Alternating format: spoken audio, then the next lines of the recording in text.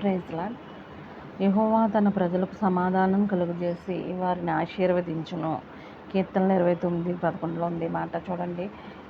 యెహోవా ఏం చేస్తారంటే తన ప్రజలకు సమాధానం ఎక్కడ ఉంది, సంతోషం ఎక్కడ ఉంది. ఒక పాట ఉంటుంది కదా, సంతోషం ఎచ్చట ఉందని, సమాధానం అనేది ఎచ్చట నాకు దొరికేనని, ఎందెందో వెదిగాను, ఏమేమో చూశాను, చివరికది నీలోనే కనుగొన్నాను. ఈ సాంగ్ తెలుసు కదా అందరికీ.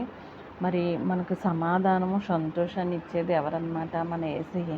కాబట్టి ఆయన మనకు సమాధానం సంతోషం కలగజేయాలంటే మనం ఏం చేయాలి?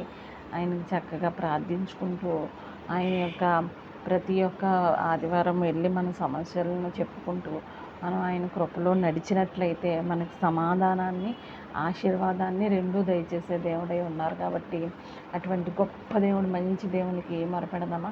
ఆమేన్. హల్లెలూయా.